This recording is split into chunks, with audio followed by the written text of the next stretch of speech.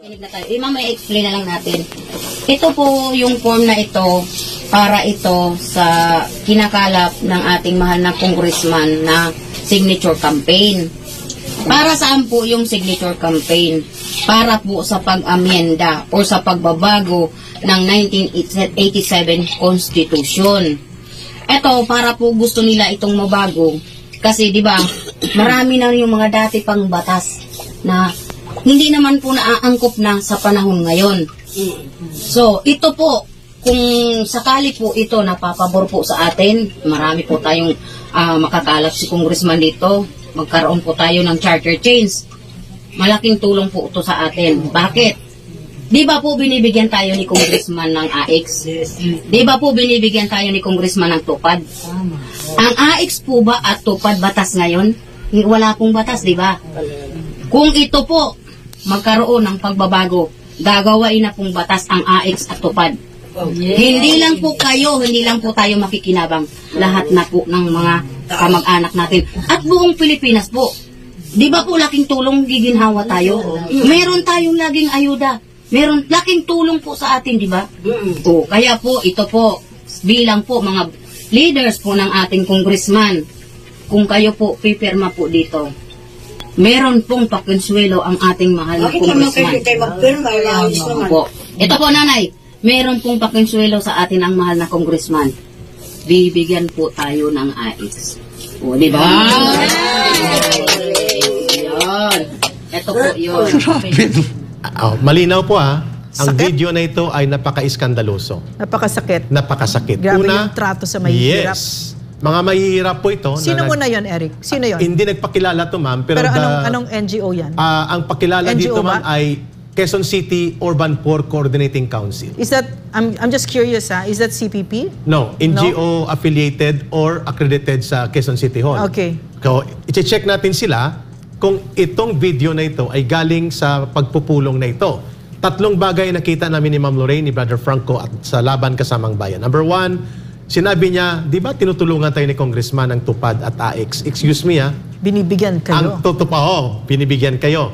Ang tupad at AX po ay executive program for assistance to indigents, mga mahihirap. At hindi po yan kay Congressman na programa. Programa yan ng gobyerno na sinimulan pa sa panahon pa ni Rodrigo Duterte. Ang AX before pa nga kay Digong, nandyan na yan Alam niya ni Ma'am Lorraine kasi nag-DSWD undersecretary siya doon. So hindi po totoo. Assistant Secretary. Assistant Secretary. Hindi totoo po na ito ay mga programa ng kongresista. Isinasakay at sinasakyan ito ng mga congressman. Yeah. Mali po ang sinasabi na ang AX at tupad ay magiging permanenteng batas sa pagbabago ng konstitusyon. Isang malaking panloloko at kasinungalingan yan. Kaya we're calling on the Department of Labor Secretary, Secretary Ben Laguesma, at kay Secretary Rex Gatchalian ng DSWD, please, mga cabinet secretary sa DSWD at DOLE, magpaliwanag po kayo dito. Are you involved? Are you in consent? Are you cavorting? Are you also in operations with this kind of anomalous, spurious, and questionable and dubious, nakakaduda, na mga maniobra gamit po ang entry point ng AX at tupad?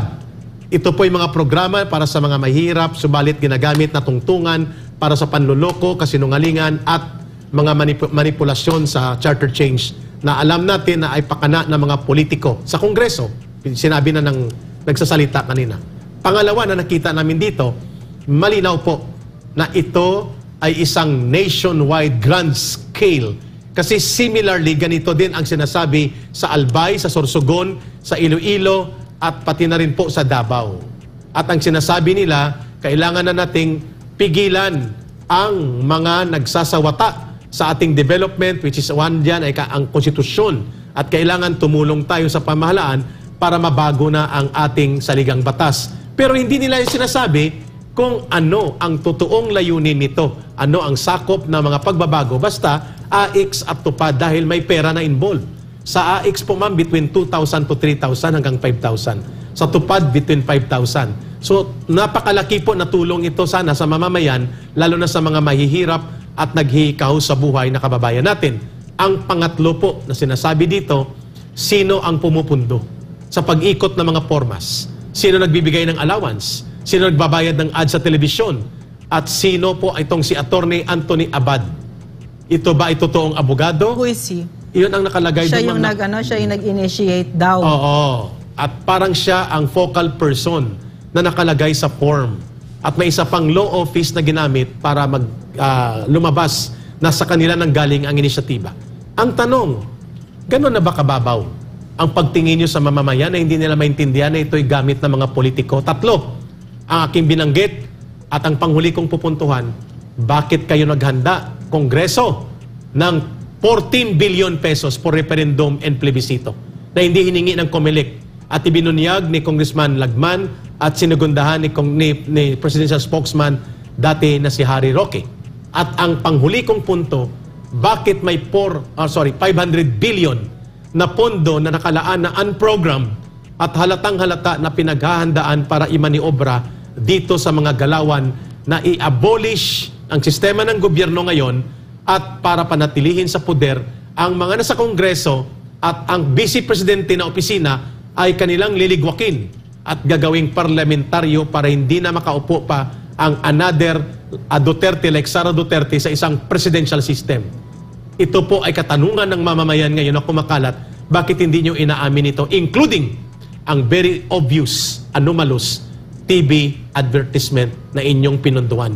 Ito ba'y galing sa pondo ng mamamayan, sa Kongreso? Saan ito galing? Ma'am Lorraine, your take on this. Ang kasaysayan ng Pilipinas, no, ay isang kasaysayan ng trahedya sa kung paano ang trato ng mga traditional politicians or trapo sa ating mga kababayan, lalong-lalo na doon sa pinakawalang-wala sa buhay. Tama. No, nakita ninyo kung paano ginawa. No? Tumayo doon at sinabi si congressman na binibigyan kayo ng pera, tupad. Oh. Ang congressman, binibigyan kayo ng AIC, kaya sign kayo dito. Yan, lahat yun kasinungalingan. No? At ang tingin nila, no, nakita ninyo kung bakit talaga ang Pilipinas hindi lumilipad. Because the politicians in the Philippines, ay mga trapo, are so invested in keeping the poor poor. Na ibibigay lang naman sa inyo 100, 200. Sabihin na natin 1,000, no, kasi sa ibang elections 1,000. No, sa Samar 15,000 isang pamilya na. Per family member pa nga, no? Per family member, no? So, gusto ko lang makita ninyo kung bakit tayo hindi lumilipad at bakit yung mahihirap ay laging nandyan, no? Kasama dyan ang CPP, NPA, NDF, no? Napakaraming obstacles na kailangang i-hurdle ng ating mga kababayan na mahihirap. Kasama kami doon, no? Nanggaling kami sa kahirapan. Yung pamilya ko, yung tatay ko, yung mga lola ko, no? Nanggaling kami sa kahirapan. So I know what I'm talking about here. Now, and it's so cynical the way these politicians look at our countrymen, no? Na kasi yung pera na yon, no, limos yun eh. Limos yun. Pagkatapos, nakita nyo pa, pumalakpak pa yung mga kababayan natin, no? Nung sinabihan sila ng isang kasinungalingan, no? So, ano ba yung tamang gobyerno? Ano ba yung tamang gobyerno na namimigay ng limos? Yung patronage politics na tinatawag, yung padrino na pag binigyan kayo ng limos, ang tingin mo kay congressman ay mesaya at savior at maraming salamat, iboboto kita ulit. Hindi ganon. Ang tamang pamamaraan dito ay binibigyan kayo ng kapangyarihan kasi ang pera na yan ay pera ng taong bayan yan. Hindi yan pera ni congressman. Hindi yan pera ng gobyerno, pera yan ng taong bayan. At dapat ang trabaho ng gobyerno, tinatanggal niya ang lahat ng mga indices of poverty. Bibigyan niya kayo ng mga eskwela, farm-to-market roads, healthcare, information, access to clean water, etc. All those index, in other words, nagsisilbi siya. Hindi siya nandito sa taas at nagbibigay ng limos. Okay, so ang ginagawa nitong mga trapo na ito, no, nakakagalit. Yes. Ang ginagawa nila, ang trato nila talaga sa mahihirap. Ay basahan. And gusto nila mahirap parati yan. Hindi kayo binibigyan ng pera na yan para bumuti ang buhay ninyo. No? So, yun yung pinaka nakakagalit dito. No? Thank you, among ma'am. other things. Yes. Fire, Frank, ikaw naman. Yes. Anong bira mo dito? Dugtuhan ko yung kay ma'am. Yung video na yun. Yeah, dugtuhan ko kay ma'am. Kasi itong nangyayaring ito, hindi na ito people's initiative. Yes. Kumbaga, Obviously. congressional initiative na ito nangyayari. Clear. Kasi nakita mo ang bukang bibig Si na Congressman. nagsasalita doon.